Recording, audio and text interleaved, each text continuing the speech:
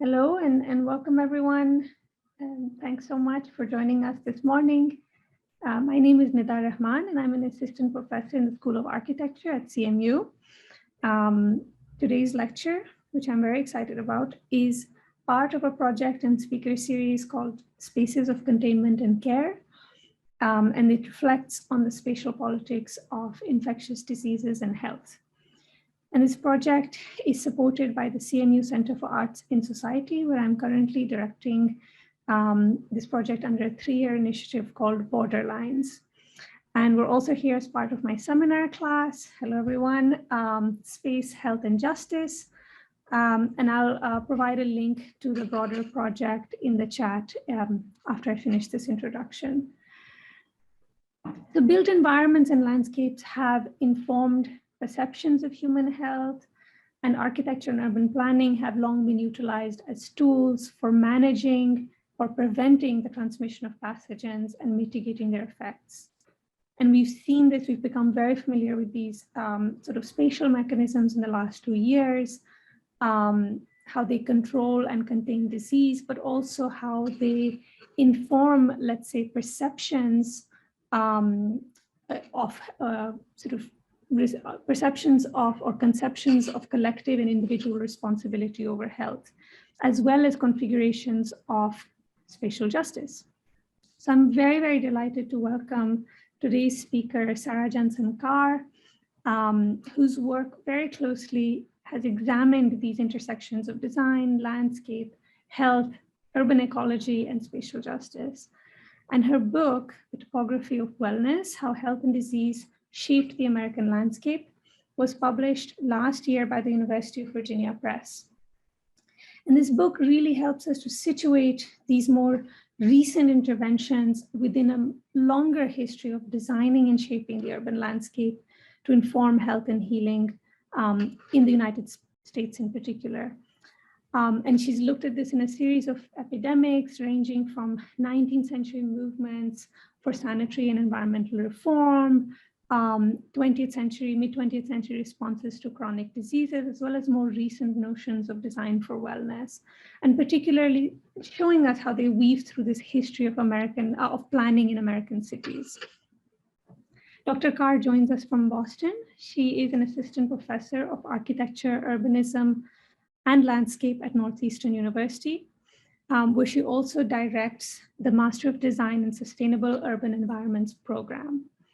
At Northeastern, she's also affiliated with the Global Resilience Institute and the Institute for Health Equity and Social Justice.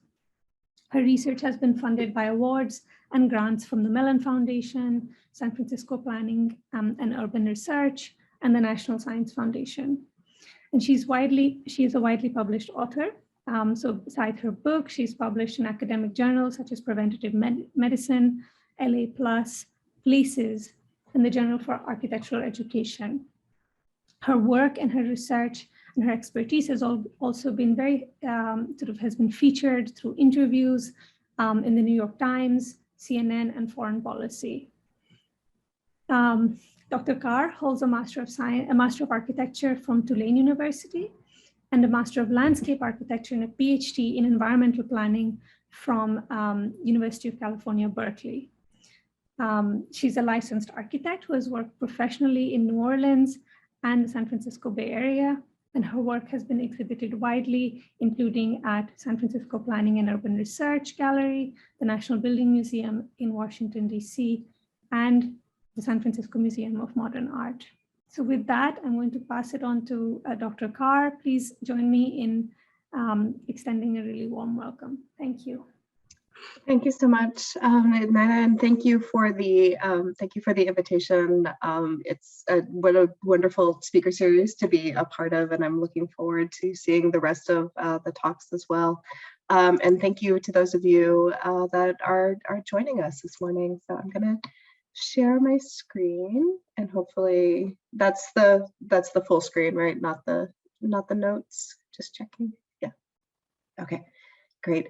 So thank you very much for that introduction. The book Nina mentioned is here. I'm just going to show a quick shot of the cover.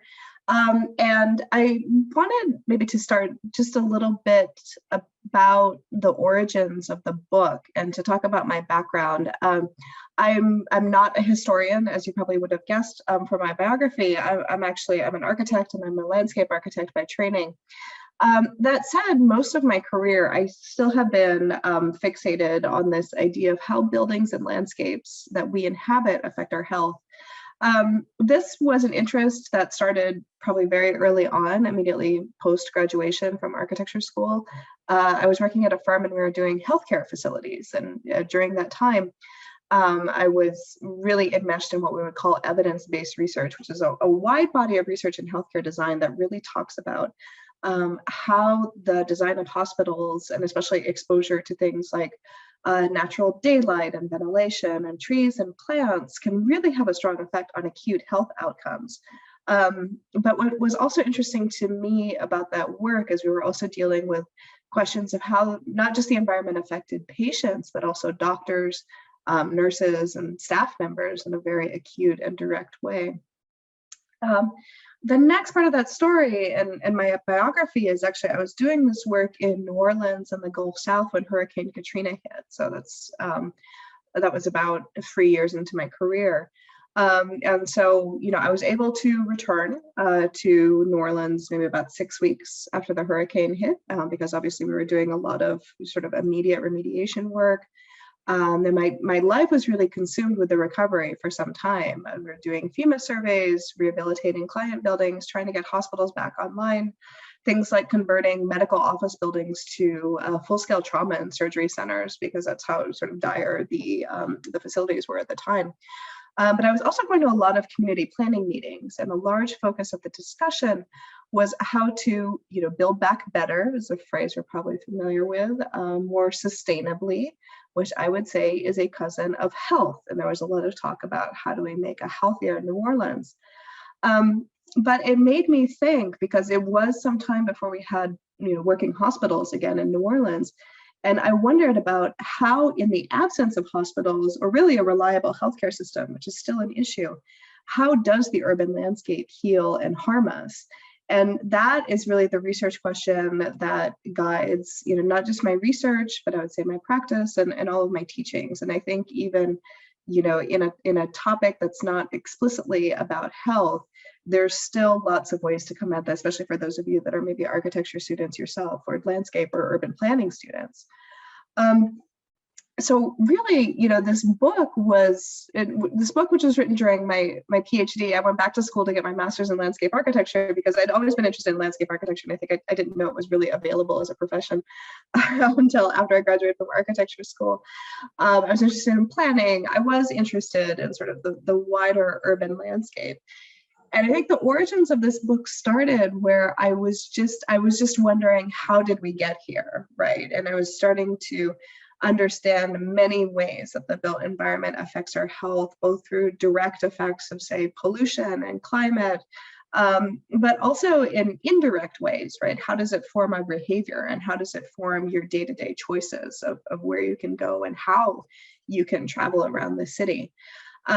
And so the book starts with talking about the formation of the American landscape, which many of you are probably familiar with your class already, through epidemics past and present. So starting with cholera and yellow fever in the Industrial Revolution, I go through the relationship between cancer research and how that was used to characterize, the unrelated issue of urban blight in the mid-century, but also how those metaphors were used to very detrimental effects during urban renewal.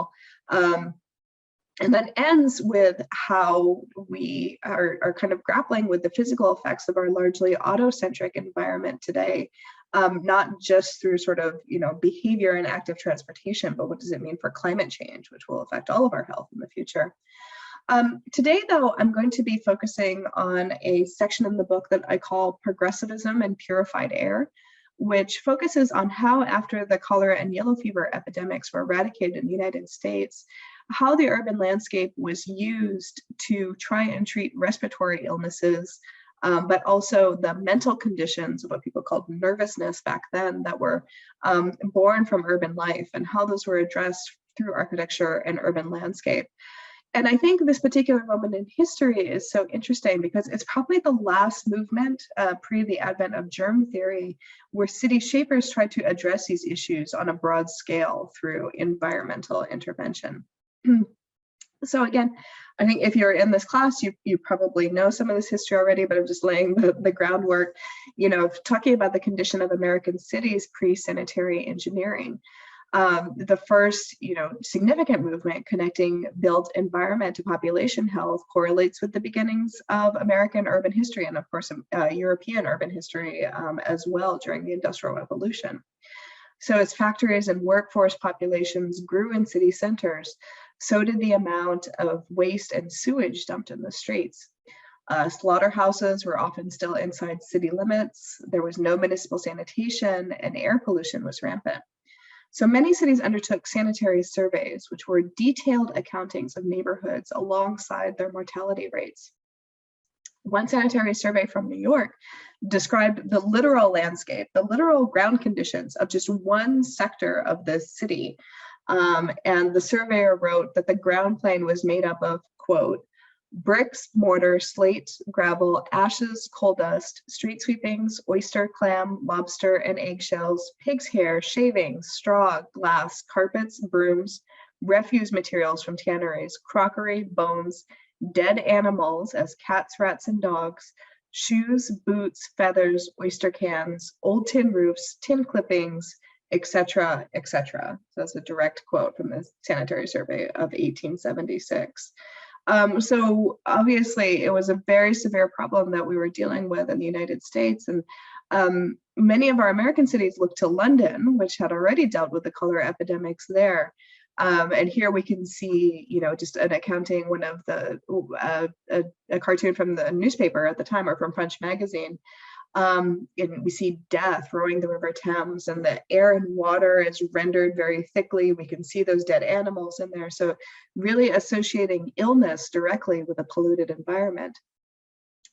Most believe that cholera and yellow fever, which were diseases that seem to come out of nowhere and kill violently within a few days, were airborne. And that's a subscription to what we call miasma theory.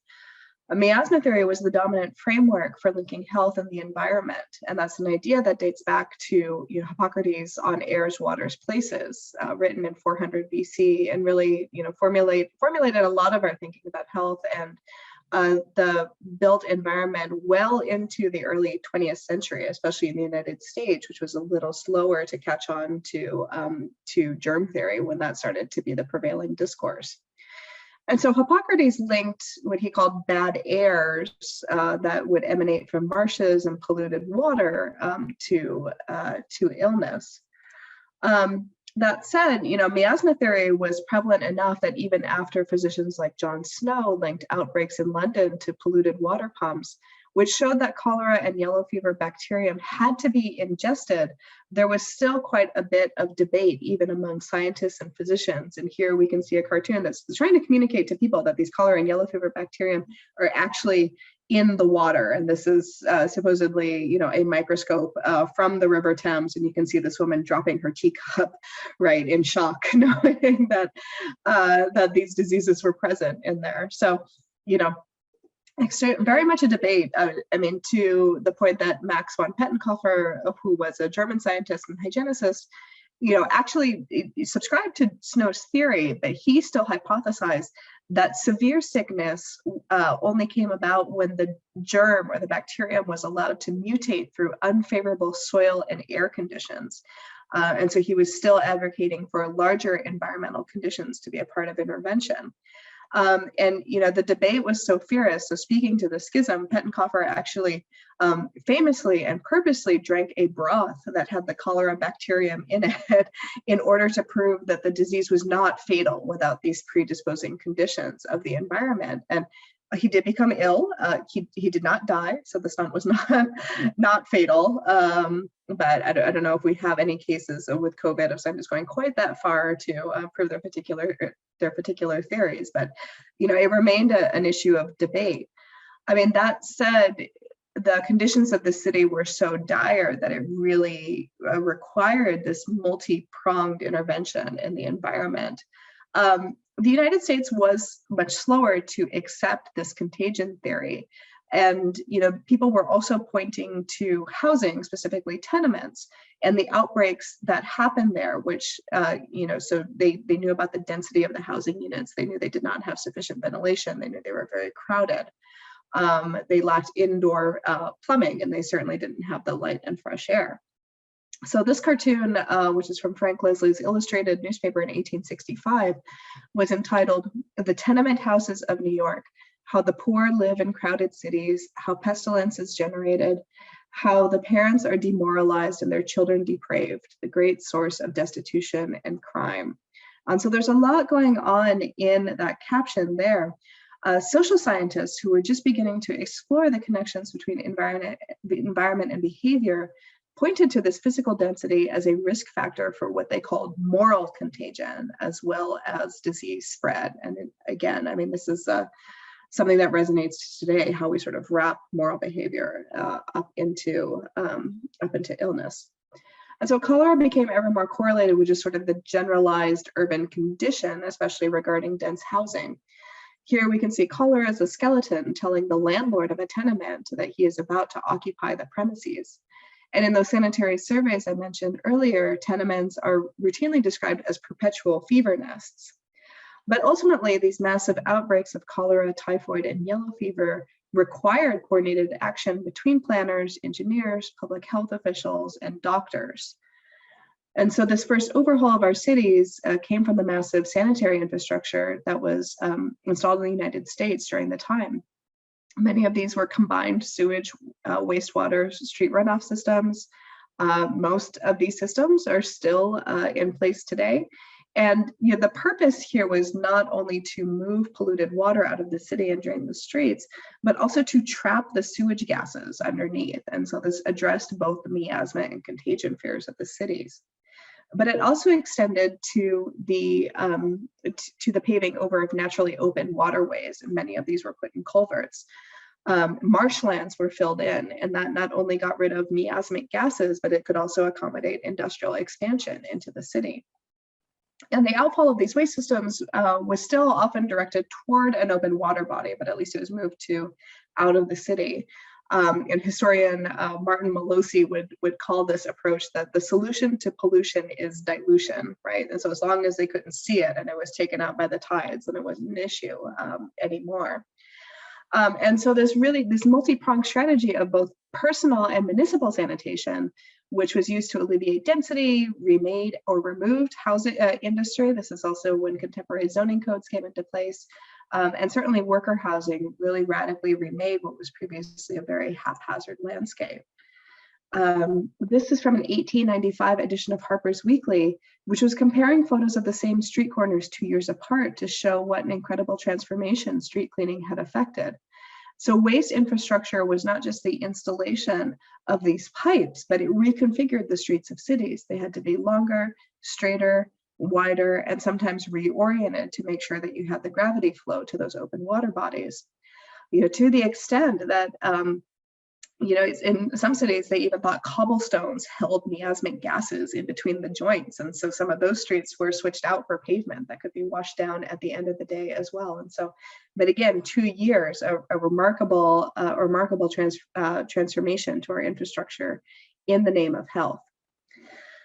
And then in talking in sort of the wider design ideas, again, a lot of American cities were looking to Europe, not only for the waste infrastructure that they installed, but even how they had really reshaped cities through urban planning.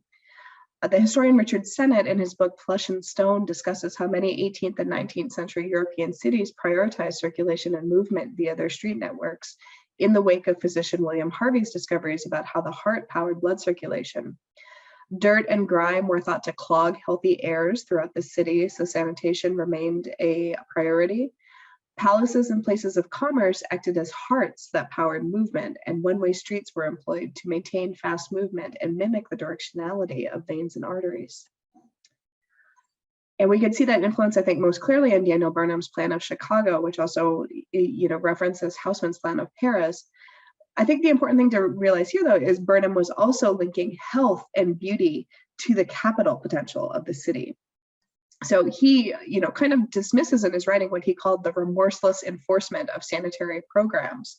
But he did say that we now regard the promotion of robust health of body and mind as necessary public duties in order that the individual may be benefited and that the community at large may possess a higher average degree of good citizenship. The returns will come in the shape of increase of health and joy of living for all the people, and incidentally, the value of every real estate holding in the city will be advanced. And Walter Dwight Moody, directly talking about Houseman's Plan, referenced it and saying that this is the model because Houseman's Plan was the most beautiful, healthful, convenient, and prosperous city in Christendom. And so now we're not only wrapping up health with ideas of morality and citizenship, but also, the commercial potential really of having a healthy city. That said, those that could afford it were starting to depart the industrial city, seeking space and personal green spaces in the suburbs. And much of our conception of the suburbs and their relationship to health and landscape was shaped by Ebenezer Howard's in Garden Cities of Tomorrow. Howard's professional background was in stenography, but as a young man, he actually attempted farming on a homestead in Nebraska. And when that enterprise failed, he returned to England and worked as a court reporter. His work put him in touch with many social reformers, and his book would draw connections between the moral fortitude ostensibly built through agricultural life and the social and health issues of urban life. Howard's Garden City promised the best aspects of both town and country, and in the Garden City, he promised low rents, high wages, pure air, pure water, good drainage, bright homes and gardens, no smoke, no slums. The Garden City form provided the template for many of our early American suburbs, but it did not keep the socialist-leaning labor and economic structures that Howard envisioned. And instead, we see those amenities here in a pamphlet for the suburb of Grousdale in Illinois, talking about virgin soil and new homes on large plots of land. But many of the elite were also starting to leave the city in search of fresh air and waters that could be found in rural nature resorts, which was a craze that was also driven by writings from authors such as Thoreau, Emerson, and Hawthorne. Thoreau's account of his time in nature, narrated in Walden, is presented as a moral choice that any man can make to preserve his own health and values. However, many were not afforded that same privilege. And also many noted that these sort of urban afflictions of nervousness, but also something called Cholera, which was loosely defined as a collection of nervous diseases that affected the respiratory tract, only seemed to disproportionately affect upper class urban professionals, both in England and the Americas. Unlike Thoreau's rural cabin, nature resorts at this time were quite grand, and they offered spa-like therapies and a literal consumption of the landscape to recover health. The relatively short-lived craze over hydropathy, or what was called the water cure, offered at places like this, at the Round Hill Water Cure in Northampton, Massachusetts, I think is an analog to the very practical concerns of clean urban water supply in cities. Now, hydropathy focused on the use of mineral-rich natural waters that were only found in rural areas. Like the sanitation movement, it originated in England, although of course curative bathing practices date back to Roman times. And the actual water cure practice was not just about drinking the supposedly pure and mineral-rich water, but it was actually a very multi-stepped affair that emphasized fresh air, exercise, rest, and massage, in addition to using water to wet linens and wrap them around the body for several hours at the time, as well as a real concentration on purging stomachs and bowels. And so the water cure was not attributed just to the water itself, but rather these larger holistic practices of wellness. And it was thought to cure skin afflictions, sores, digestive issues, joint pains, and the urban affliction of nervous diseases. And while the etiology of hay fever, which also seemed to very much afflict this class of people, had not yet been pinpointed, anecdotally, the symptoms seemed to be more attenuated in urban areas and during hot weather. And in fact, an advertisement for this water cure establishment shown here said that its urban readers could escape the heated air and streets of our cities and seek for renewal, health, and vigor in the country. But the search for healthful air and water was also further flung than just maybe adjacent nature resorts to East Coast cities. The westward expanse of the American landscape, which had not been quite as developed at the time, was dotted with many towns that had natural hot and mineral springs that could provide this escape from the city. And far-flung locales such as Saratoga Springs, Palm Springs, and Calistoga, which were all located in California, and Hot Springs, Arkansas, marketed the curative nature of their waters and swathed them in this resort architecture, largely in the Spanish colonial revival style, which evoked dry, clean air. The growth of resort towns during this period was no doubt buffered by railroad expansion, and the growing ease with which people with attendant resources and time could escape the city only helped to solidify the binary of healthy country and sickly cities. Health, and specifically this search for fresh air, was a large driver of the move to Western cities like Phoenix and Denver, which grew significantly by specifically recruiting asthmatics. Dr. Charles Dennison's book, Rocky Mountain Health Resorts, written in 1880, advertised Colorado as the Switzerland of the Americas, evoking images of clean mountain air and the generally accepted superior moral values of Europeans. And this map by Dennison attempts to show the climatic patterns of Colorado, specifically its dry, cool air. It's estimated that up to a quarter of people who settled in Colorado, Arizona, and California in the late 1800s and very early 1900s did so for their health or a family member's health, and this was made easier by railroad expansion. At the top here, we see a railroad map of Kansas and Colorado, noting stops at health and pleasure resorts. On the bottom, we see Denver at the end of the 19th century. By 1890, Denver had grown by almost a third, with almost 30,000 people moving there to treat consumption, and that's a rate of growth that would persist for the next 3 decades. Interestingly, just a couple decades later, during the flu and tuberculosis epidemics of the early 20th century, fresh air and exposure to sunlight would prove preventative and in some cases literally curative. Following the lead of European sanatoria, American clinics would build rooms to maximize cross-ventilation and porches deep enough to accommodate beds. In Boston, what we now know of as Tufts Children's Hospital built what they called the floating hospital for children, and they actually held classes on ships off Boston Harbor with the thought that salt air was better for the treatment of respiratory illness, which was an idea that was also found in Hippocrates' writings. The need for fresh air during these epidemics can even be seen in schools built during this time. Here we see school children in New York City on cots wrapped in blankets with windows open on both sides and very high ceilings to ensure the movement of fresh and cold air to ward off tuberculosis and the flu. And here we see the open air school in Providence, Rhode Island, which was very forward thinking in identifying, child populations that were vulnerable to tuberculosis, namely in poorer neighborhoods, and was a school that was partly run by 2 nurses. And so here we can see children, if you see the sleeping bags around their waists. The indoor temperature of the school was usually always within 10 degrees of the outdoor temperature. Before the children would get to school, the teachers would warm up warm stones in the oven and put them in the bottoms of the sleeping bags to keep them warm as well. And very importantly, especially because many of these children came from low-income neighborhoods, they would make sure that they would get a bowl of hot porridge and hot soup, or hot porridge for breakfast and hot soup for lunch as well. But this also is a pattern that carried on to the upper classes as well. So this is a picture of the Gole House in Newport, Rhode Island, built by McKim, Mead, and White, who are some of the most elite architects of the time.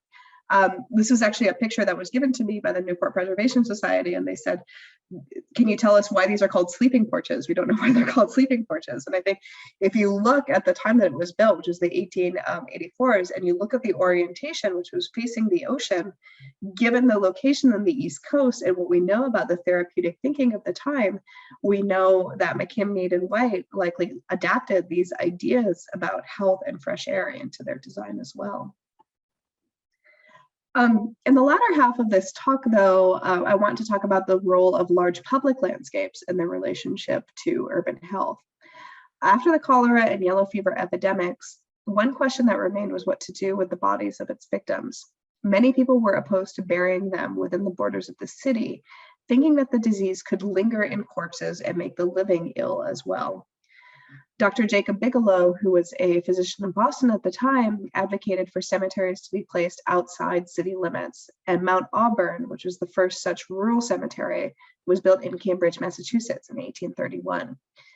Mount Auburn was expansive and picturesque. It had winding paths that were free of the urban grid, which people thought could also, blow fresh air throughout the grid if it was too straight. But it was also, made to fit the existing topography. And the Massachusetts Horticultural Society also established an experimental garden alongside the cemetery as well. So it was a very, multi-programmatic, multifaceted landscape. And the cemeteries would prove to be wildly popular. There were often stagecoaches that were lined up outside of them on weekends to enter for a leisurely drive. And some saw the recreational use and pastoral environment of cemeteries as a correction to the negative influence of cities in the modern age. Wilson Flagg wrote a book called The Moral Influence of Graves, and he talked about how people should spend time in cemeteries, not just to think, quote, think more earnestly about the higher purposes of life, of its transient duration. But he also talked about how people needed to go there to be in touch with their ancestors and, and supposedly, again, the correct moral fortitude of decades past. And writer and landscape designer Andrew Jackson Downing, who when Greenwood Cemetery in Brooklyn had opened to great acclaim, he did sort of scold people for being too joyous and not engaging in enough contemplation during their visits. He also talked about the aesthetic mismatch between what he called hideous ironmongery of the cemetery architecture and people's joyous recreation. However, he was one of the first to point out that the cemetery's popularity was an indication that people would use parks if built at the same scale and if it offered that same pastoral feel and escape from the city. Both Flagg and Downing felt that parks should be a truly public and corpse-free amenity available to all. And they both noted that cemeteries are essentially private enterprises and that they were funded by the purchase of lots. But at the same time, urban planners, doctors, leaders in public health also saw urban green spaces that were not cemeteries as a possible way to combat disease in the air and water. John Rausch, who was a physician and then the president of the American Public Health Association in 1869, wrote this book, which was called Public Parks, Their Effects Upon the Moral, Physical, and Sanitary Condition of the Inhabitants of Large Cities. And even without the assistance of a lot of hard empirical evidence, which we have today of what we would call perhaps ecosystem services, right, of parks and green space, he wrote anecdotally about how he believed that trees would form protective belts against malaria. But he also talked about people when moving to new neighborhoods, that they should be cautious of the direction of winds because they could blow what he called the seeds of disease over neighborhoods. And Rausch even speculated on the relationship between parks and mental health, which again is a relationship which we have a great deal of empirical evidence supporting today. Specifically, Rausch writes, "We live in an atmosphere of excitement, more so perhaps than any other community in the world, and it is therefore more necessary that all prudent safeguards should be thrown around us to prevent the impairment of the vigor of the mind and the inroads of disease. This is an age of great mental activity, and nowhere is the mind more stimulated than in Chicago. While it is true that the judicious use of an organ increases its power and confirms its health, excessive exercise, which requires an undue share of vital energy, leads to an unhealthy condition." And we'll see that as an observation that comes up again in the works of Frederick Law Olmsted, thought of as the father of landscape architecture. Actually, his 200th birthday is coming up this year. We're having a series of celebrations in Boston because he was so instrumental, not just in shaping the landscape of Boston, but also New York City and many other American cities. So while Rausch was trained in medicine but had an acute interest in urban landscape, Frederick Law Olmsted was trained as a landscape architect, but he actually briefly practiced in public health as well. During the Civil War, he served as the General Secretary of the United States Sanitary Commission. And one of his primary responsibilities during the Civil War was site reconnaissance and planning for soldier camps. And so with the explicit purpose of keeping the soldiers healthy, He would design the sites to keep them away from, again, this recurring thing of stagnant water and bad airs. Olmsted is today, of course, best known as the designer of Central Park, which is a canonical work of landscape architecture that really reveals these progressive era ideas about health. And Olmsted is rightly credited as seamlessly coalescing health, social justice, and ecology in his works. He frequently moved back and forth between practice, public service, and publication. And Olmsted was more visibly political in his early years and published a great deal of writing alongside his built work. While Olmsted and his partner Calvert Vos, Grindsward plan for Central Park was selected in 1858. His actual work on the Sanitary Commission began in 1861 after he departed the project largely due to irreconcilable differences with the Parks Board of Commissioners. He returned to full-time practice in landscape in 1865, but he would continue to serve on many public health commissions, namely the American Public Health Association's 1872 committee, which was looking at the sanitary value and uses of shade trees, parks, and forests. And I think there's no doubt that Olmsted's work as a public servant influenced the social bent of his work. Olmsted deeply understood the importance of cross-disciplinary work in both the physical environment and scientific fields. And Olmsted's innate anthropological and scientific eye served him well across these many disciplines.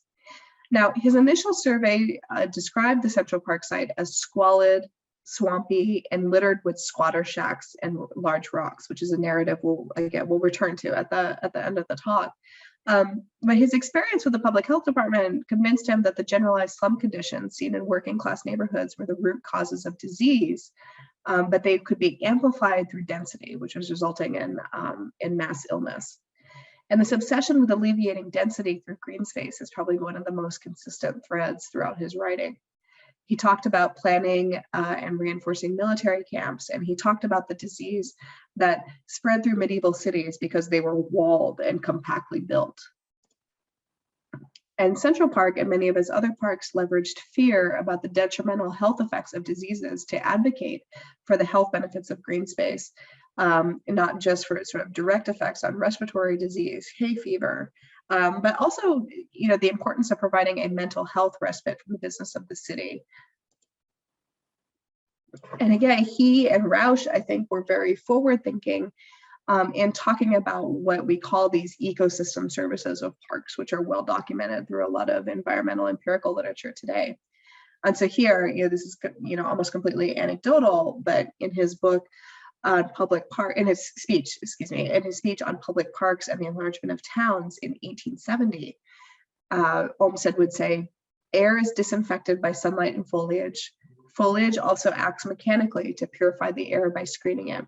Opportunity and inducement to escape at frequent intervals from the confined and vitiated air of the commercial quarter, and to supply the lungs with air screened and purified by trees, and recently acted upon by sunlight, together with opportunity and inducement to escape from conditions requiring vigilance, wariness, and activity toward other men. This story is somewhat complicated, though, by what we know about the acquisition of the land Central Park was built on, which again, Olmsted was not a part of. He was selected through a competition. But again, we start to see kind of like the cracks in progressive era ideology here. So Olmsted was a well-known abolitionist. In the 1850s, he traveled through the South, and he actually wrote an series of articles for the New York Times that vividly described the environmental and social conditions of what he called the Cotton Kingdom as an argument against slavery. And this nuanced discussion of race is largely invisible in his own writing about the conditions of his projects in the North, and even several contemporary accounts of his career. This history has come to light in more recent years that Central Park was actually built on the grounds of Seneca Village, which was a thriving and prosperous African-American neighborhood. And its citizens actually fought the removal of homes and their church in court. Instead, the popular press portrayed the neighborhood as a ramshackle slum. And the 1856 edition of the New York Daily Times noted that the park was going to be built on a settlement of Ebon inhabitants and Celtic occupants, knowing that the former at least presented a pleasing contrast to the latter. The article dismissed the resistance that was coming up from the inhabitants from the residents there by talking about how they were of, quote, simple minds, and that their inevitable removal will be, quote, effected with as much gentleness as possible. They noted the necessity of the draining of the marshlands to build Central Park, and the article ended by saying, if other inmates of the shanties do not die of the yellow fever this summer, it will only be because Death himself hesitates to enter such a dirty hovels. And so this was clear propaganda. Seneca Village had homeowners, Black-owned businesses, community spaces. And in fact, recently, I think it's some earthing in Central Park, when unearthing the ground for Central Park, the construction workers even found a cemetery that they had to unearth to build the park. But the administrators of Central Park who acquired the land, in effect, were also leveraging fear of disease that was originating in low-income neighborhoods and poor neighborhoods as justification to raise the neighborhood in order to build a park that was more in line with the European pastoral idea. That said, Olmsted continued to do quite a bit of work across the United States and was an essential figure in the reshaping of Boston, where I live. And his ideas of public landscape as a machine that would clean the environment, but also improve health, was very literal in his design for the Boston's Back Bay fence. So in Boston, the population grew by more than 100,000 between 1800 and 1855. Which necessitated a massive land-making movement created by filling in the bay, but also provided an opportunity to build a vision from the ground up. And so the area we now know as the Back Bay was actually where salt hay would be harvested for the livestock that lived in the city. As the city grew, though, the Back Bay fence had become what was described by the Boston Globe and several other accounts as a public health menace, filled with sewage and other waste, as well as effluent from Stony Brook and Muddy River Creek. The Back Bay was filled in as part of a massive land-making movement that not only covered up the water body, but provided ample new land for building houses closer to the city center. So the Back Bay was dredged and filled with machines such as this, and this is what was built in its stead. It provided ample new land for building houses close to the city center. But not only were city commissioners faced with this very complex engineering problem, but the reputation of the Back Bay at this point was so negative, they had to make sure that the new neighborhood conveyed a sense of good health and social aspiration. So wide avenues and trees were planned along with educational institutions and an edict that the neighborhood would never become too overcrowded. Initial plans for the Back Bay actually preserved 43% of the land for streets and parks, most notably Commonwealth Avenue, which is a wide boulevard with a generous swath of occupiable green space down the center. Again, designed with Haussmann's Parisian boulevards in mind to communicate, again, the social aspirations and moral aspirations of the neighborhood. And Olmsted was commissioned in 1877 to further improve the neighborhood with a park, but he also ensured the landscape itself would help protect against further flooding and sewage backup. So in the park, he installed a tidal gate and built a pump station, which was designed by famed architect H.H. Richardson. But I think what we see here in this drawing is really the biological nature of Olmsted's work. Olmsted did not coin the metaphor that parks are the lungs of the city. That was a phrase that had been used years and years before, specifically in London, and thinking about the park building movement there. It is often attributed to him, though. But here we can see that this design really does look like an organ, not just maybe a lung, but in the way that he used water bodies as open sewage interceptors on the city side in case of heavy rain and overflow. He would plant trees that could withstand flooding and brackish waters in these events. So it's sort of a digestive system as well, right? As well as a lung. And the rest of the park had separated paths for strolling and driving. Ecologically, this was a much more complex site than Central Park, and Olmsted's goals here were to really take advantage of tidal fluctuations to flush out sewage from the surrounding neighborhoods. And Olmsted's design for the fens was decidedly less picturesque and grand than Central Park's design of 20 years earlier, which raised some objections from nearby residents. Namely here, this is an editorial from the Boston Globe, which called his park a gigantic cesspool. And again, worried about miasma fears, saying that the passive retention of overflow will result in what was called a green scum of filth, and called it out against for being a source of deadly miasma. And I think what we see here is ecological function is not always compatible with these more generally accepted widespread perceptions of beauty and health, even though it is the common thread through Olmsted's plan that they are very biological and mechanical in nature. To me, I think a walk through Olmsted's parks is akin to sort of exploring one's circulatory system at the same time. So it puts a patron in closer touch with their internal systems and external nature simultaneously. And even if Olmsted viewed his parks as standalone organisms or a respite from the city where people could just sort of passively reap the benefits of nature and participate in genteel activities, there were moments in the Back Bay Fens that did achieve the aesthetics of purified air that were so sought after at the time. Now, something to note is that Olmsted was vociferously against any active recreation happening in his parks. And so, along with the fears of the miasma that would come in from the tidal waterways in his park, actually there were subsequent additions to his park that would acquiesce for that public pressure to have that active recreation. A 1910 renovation of the Back Bay Fen specifically added ball fields by landscape architect Arthur Shercliffe, and they would also put in a more formal rose garden, right, which was very in the style at the time, but again, a contrast against the intended wild nature of the Back Bay Fens. I think it's important to note, though, that Olmsted really foresaw the democratic and mental health potentials of public open space. Olmsted did see that elite class escaping to nature resorts that I mentioned in the beginning of this talk, and he believed that city dwellers of all classes should have access to green space.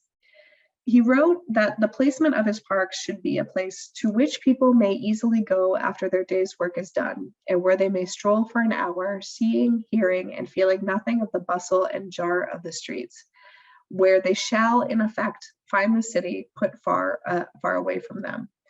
He said in his parks, we want the greatest possible contrast with streets, the greatest possible contrast with the restraining and confining conditions of the town. Those conditions which compel us to walk circumspectly, watchfully, jealously, which compel us to look closely upon others without sympathy. We want depth of wood enough about it, not only for comfort in hot weather, but to completely shut out the city from our landscapes. And so thinking about the real social purpose of the parks as well. So I think you may have surmised by now that Olmsted's ideas, and perhaps many of the ideas I've talked about today, have an incredible amount of relevance to our present day urban condition, especially as we see what happens with the COVID-19 pandemic. The Back Bay Fens, which I mentioned, is here in Boston. It's actually right across the street from where I work at Northeastern University. His Parks in the Emerald Necklace proved so popular that this is from the beginning of the pandemic. This is a picture from 2020. These signs had to be put up and actively people had to be actively monitored to stay 6 feet apart. If you remember how strict the regulations were at the beginning of the pandemic. And it may speak to the lack of green space in the rest of the city, but also the timeless nature of its design, its accessibility, and most of all, that promise of escape from the city and the accession for fresh, healthful air. And we can see other lessons from the past as well. Of course, ventilation in schools is a very hot issue right now. But it's important to know that after the respiratory epidemics of the early century, many of our public buildings, specifically schools, have been closed off to the environment for air conditioning and really environmental control over temperature. So now we find ourselves once again thinking about how we can ensure fresh air ventilation, most notably in classrooms. Then I mentioned at the beginning of this talk, I wrote an article for LA Plus Journal, and this was the illustration that was commissioned for it, which I think is great. It's by Lindsay Burnett, and how we think about the relationship of the urban landscape to our bodies. I think all these fears of past epidemics have been made urgent again through COVID-19. And in the book, I hypothesize that we've sort of moved through 3 eras of fearing disease that comes from miasma, and then germs, and then behavior, right, in our environments have been redesigned to address this way of how we think disease is incubated. But we saw all 3 of those fears during COVID-19. Right now, we know it is an airborne disease, but if you remember in the beginning of the pandemic, we were sanitizing our surfaces and groceries all the time, which it turned out to be a faulty theory. But we also changed our behavior. Maybe we still are to socially distance and quarantine when necessary.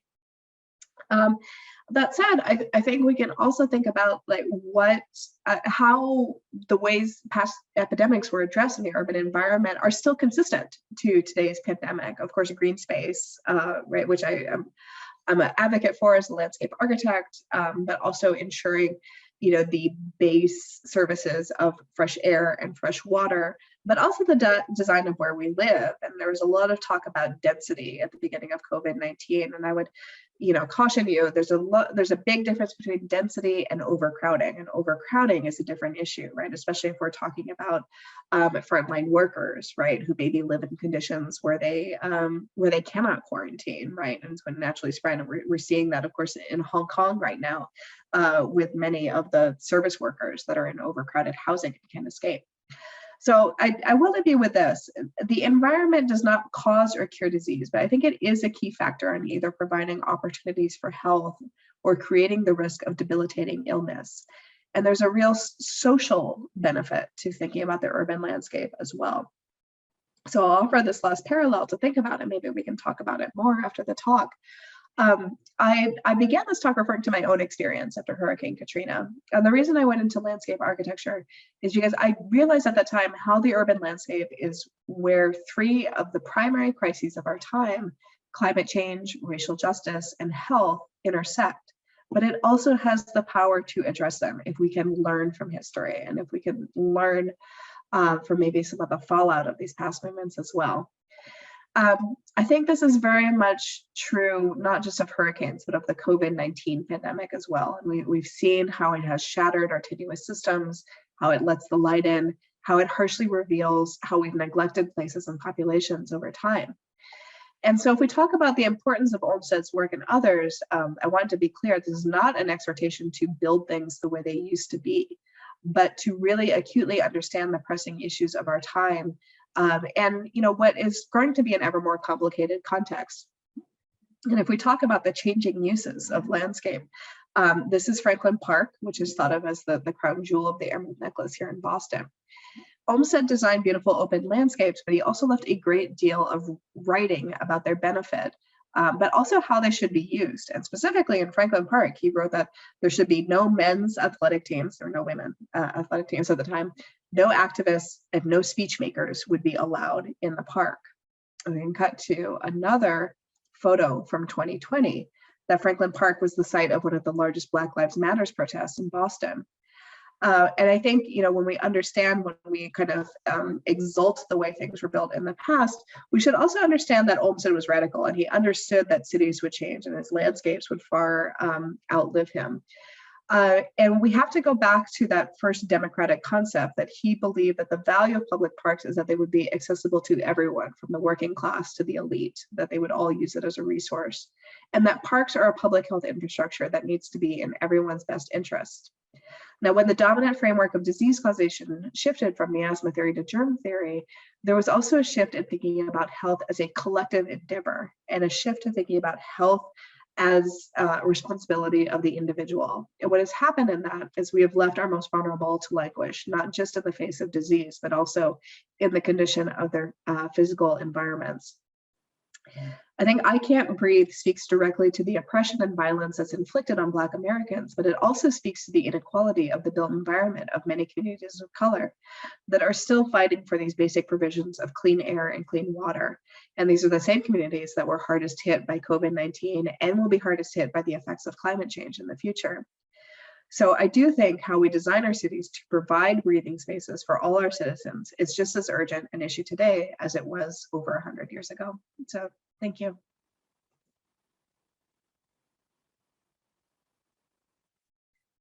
Sara, thank you so much. That was fantastic.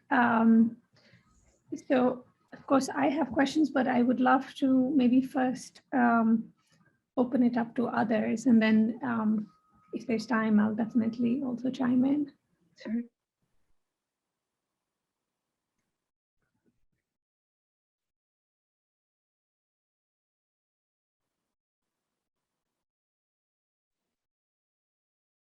Hi, I don't have a question, but just a comment. I'm actually from Boston. I'm from Boston. I honestly didn't know about everything. So this is like super informative and pretty cool to actually learn more about where I'm from. So Oh, thanks great. so much for Wonderful. that. Yeah. Yeah, I'm very lucky. Like I said, our studio is across the street from the Emerald Necklace, so I love to take students there and talk about all the history of it, but also have them think about, you know, it needs to serve the purposes of the future as well. So Exactly. yeah. Oh, so great. That's wonderful to hear. Thank you. Thanks.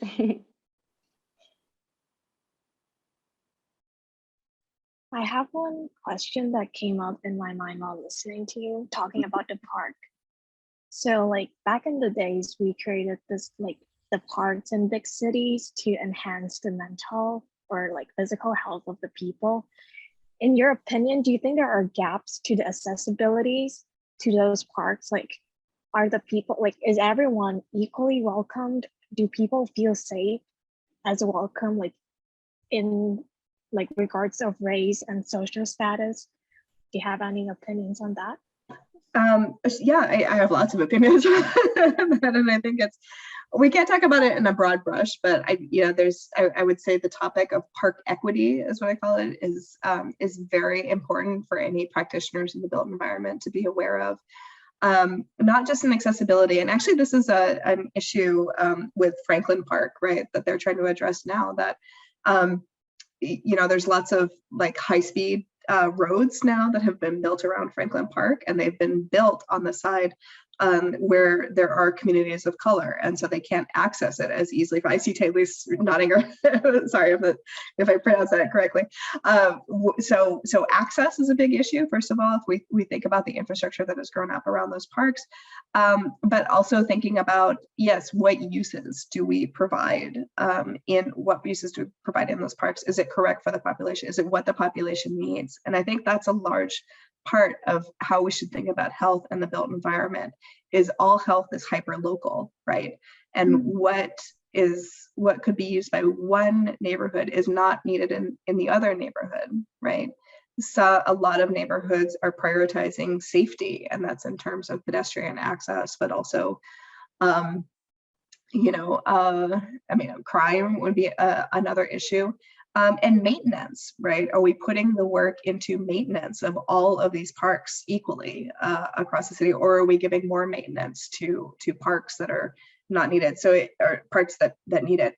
So it's not just a matter of sort of planning parks and designing parks, but making sure it's right for the neighborhood and putting the stewardship into it as well. And while I don't think we will see sort of the large scale park building movement that we did in the progressive era, we can certainly fix the access to them. And we can also think about smaller green spaces, right? And how do we distribute them more throughout the city? Because they do still have these health benefits, right? They can be a place to escape to restore mental health, but they can also provide cooling, provide shade, and capture stormwater, right? So hopefully that's where we're moving in the future. Thank you. Hey, Eden, I see you have your hand up. Yeah, I had a question. I was wondering if you have seen or expect to see any kind of reactionary urban planning to the COVID-19 pandemic, the same way you were describing, some of the reactionary urban planning with other pandemics or epidemics? I mean, I would hope so. I think we should learn from the negative effects of maybe, and I talk in the book, I talk quite a bit about the detrimental health effects of urban planning, but I touch on a little bit here, right? How this kind of like move to to build large parks resulted in the removal of many populations as well. And now we see an issue with what I would call green gentrification. In fact, we're so like sort of desperate for green space in a lot of our cities that we see this sort of like hyper gentrification up around them as well. And so I think a large reason why I wrote the book is it's not to say let's never intervene in the built environment again, right? Which I hope people don't read it that way, but rather like how do we build for changing conditions, and how do we build in a way that repeats what was right about those movements, but adjust them for our needs of today. So I don't know. So there was a time last summer when we all thought the vaccines were going to cure everything, right? With the vaccines were going to be perfect, and we weren't going to deal with COVID-19 anymore. And of course, I was like overjoyed to get my vaccine, but I did think in the back of my head, I was like, well, nobody's going to care about like how the environment affects health anymore. And that is, just kind of the era that we're living in. That is germ theory, right? That every illness can be addressed through medicine and internally, and not through the wider environment. Now, I think we are seeing the limits of depending on individual action, right? Like whether it's vaccines, whether it's mask wearing, whatever. And so I would hope we return to that environmental ethic again. I think rightfully, there is a lot of movement towards thinking about ventilation in buildings. In fact, I think the Biden administration just passed like I think it's called the Healthy Air in Buildings Act last week. But again, as somebody who has worked on both sides, both architecture and landscape architecture, I hope we can think about the public landscape as well, because that's really what spurred on my research is, our buildings and our healthcare facilities are not available to all people for whatever reason, like whether it's through insurance, economically, whatever. But hopefully the public landscape is. So can we find the opportunities to make that as healthy as possible? And that doesn't extend just to parks, but it's extending to, do you have safe streets to walk? Do you have streets to walk where you need to go, right? Can children walk to school? Do we have fresh air, right? Are we addressing air pollution? Are we addressing the effects of climate change? And so that's really what drives my work now. And I think advocacy, the more people I talk to, and hopefully say that that the environment does affect your health, I hope you all go forward and with that same advocacy as well. Yeah, thank you. Sophia and then Thais. Yeah. Hi, thank you first of all, thank you so much for the talk. It was really informative. A lot of what you talked about, I feel like I was noticing how there are so many intersections with so many other fields, and, urban planning, which I'm totally new to. I have a background in public health, but I'm thinking about like intersections with economy and social justice and health equity in urban planning. I'm wondering if there are any multimedia or interdisciplinary projects that you follow that are a source of inspiration for you that you would recommend, checking out that address the intersections of these issues? Yeah. So it's interesting. Actually, I only lived in Boston for about 3.5 years now. And prior to coming here, I had a joint appointment at the University of Hawaii that was also in the School of Public Health. So it was actually the School of Architecture, School of Public Health. And that was really eye-opening for me, a very ideal position, and also humbling, right? To learn about how much we have to change language and find a common language to work in an interdisciplinary manner. And I think, for those of you that are in urban planning and architecture that are listening to this, is to have that humility and thinking about like how we form interdisciplinary coalitions again. So as a case study, I'm going to get this street wrong. I think it's the 19th Street Bridge in Washington, D.C.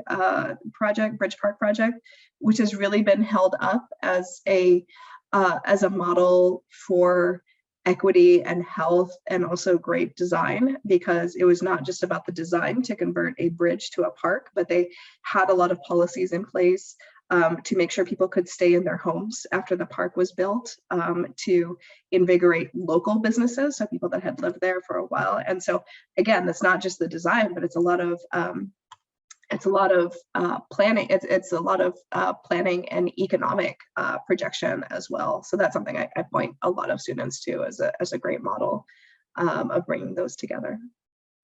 Thank you. Mhm. Sorry, just to clarify, you said 19th Street Bridge? I think it's the 19th Street Bridge. I can look it up really quickly. That's okay, yeah. In Washington, D.C. Got it, thanks. I will look it up. Oh, sorry, 11th Street. No, it's a number. I couldn't think of the number.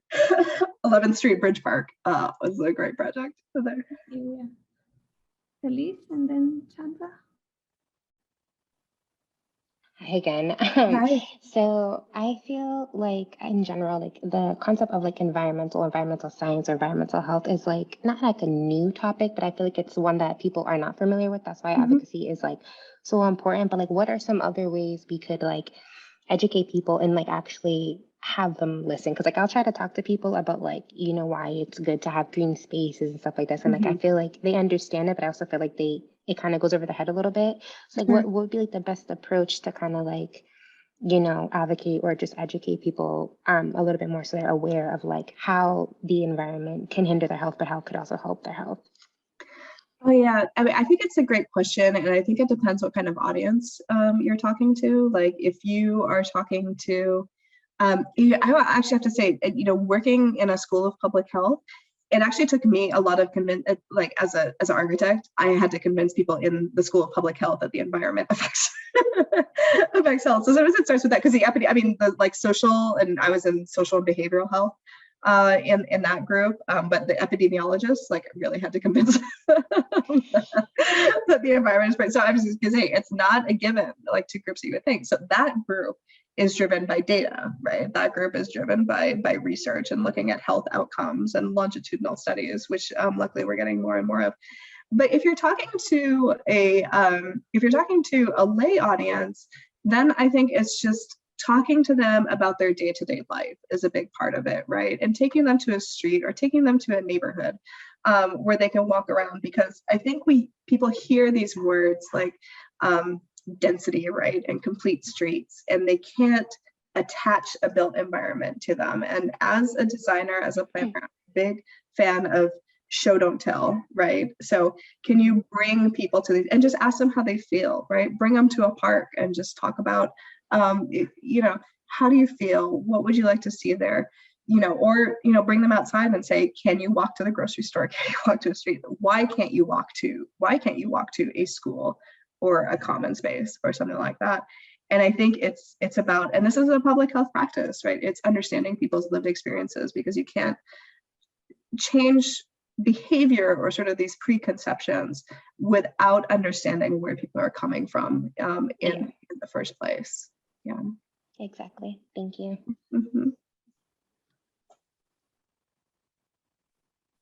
Hi, thank you so much for the talk. It's really informative, and I just have like two questions for you.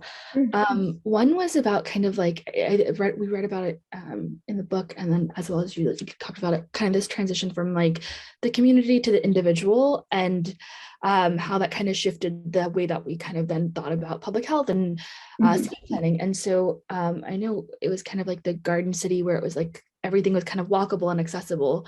So when do you think like the introduction of kind of like the automobile industry and like the individualization of like kind of like your personal health and the things around you had to deal with then that shift between like us then like moving away from everything being accessible because it became like a capitalist ideology? Like, do you think that contributed to it, or do you think like even if the automobile industry wasn't introduced, we would still end up kind of where we are now?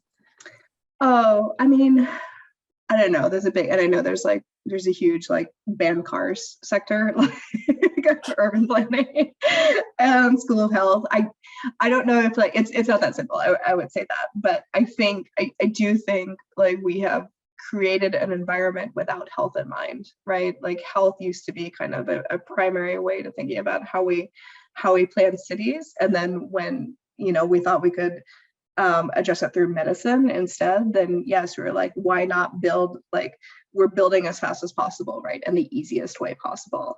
And I think it's also the nature of chronic disease. I think the United States, like, we're not good at thinking about chronic disease, which is much of what we're facing now, although COVID-19 obviously is very acute, but people still are not really connecting it with the outdoor environment. But you know, chronic disease, climate change is very slow moving. It's very multifaceted. We need to think about like multiple causes and what we would call upstream or social determinants of health as well. There's still so much advocacy that has to happen around that. Like, it's not, and we're so bad at this in the United States, maybe in other countries too, but you know, this is my context, that we think of disease as linear, right? There is one cause and one outcome, when rather it's, you know, Nancy Krieger, who's a public health professor, she would call it the spiderless web.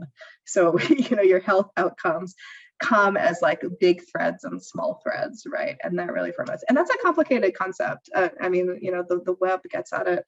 But it's really hard to convince people. And like I said, this kind of stream of morality has always run through it as well. And I think we saw that with COVID, like, you must have gotten COVID-19 because of something you did, right?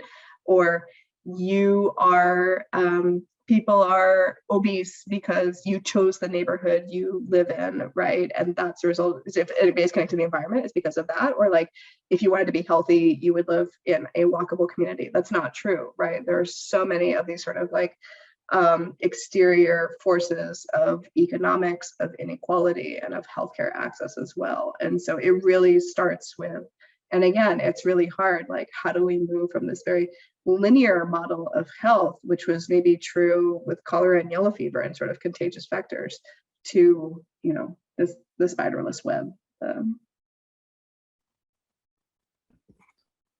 Thank you. And then my second question was just more about, you mentioned like green gentrification, and that's not like a term that I've heard before. Oh yeah. Could you just expand on it a little bit more?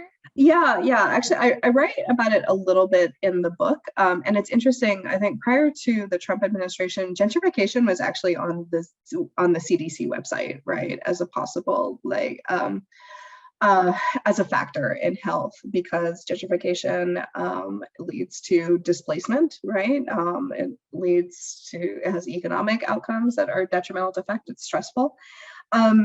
A lot of people use that term, you know, while this is like a great time to be practicing landscape architecture, when you sort of put all your eggs in one basket, right, and you're looking at like one great park, green space is so in demand right now that often if you do those large kind of projects, the area all around it becomes much more desirable, right? And that speaks to our desire for health in the environment, even if it's not a direct condition. So in the book specifically, I talk about the High Line, right? So the High Line in New York City, great canonical landscape, but the real like sort of hyper-capitalism, hyper-gentrification that happened around it in just a few years ended up pushing out a lot of business owners, right? We saw apartments torn down and high-end hotels built instead. And then I think maybe even a more interesting and much more nuanced discussion can also come around the Atlanta Beltline, which was an abandoned rail that has been turned into a large linear park that was meant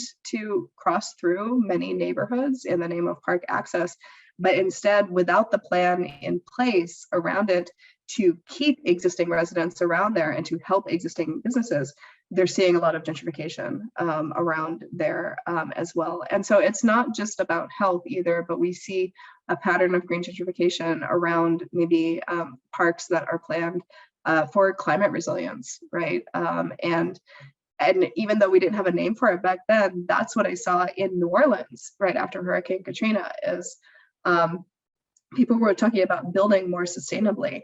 And they came out with a plan before people had even gotten a chance to come back and actually see if they still had houses or not, where they just put large green dots over like entire neighborhoods and blocks of neighborhoods. And they said, well, in the new New Orleans, these will be converted to parks because these are the most low-lying areas of the city. You can't do that. It was completely out of scale. It didn't fit, you know, it didn't fit the fabric of the city.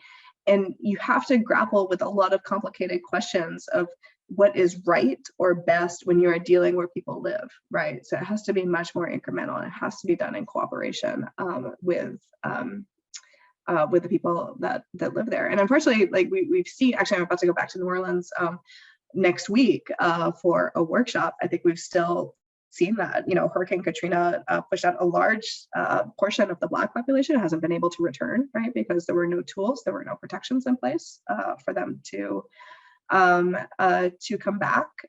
It's crazy expensive now. It used to be like, I think most cities are now though, but I think in New Orleans, it's very marked when there's so much inequality in the city, which has only expanded since the hurricane. Thank you.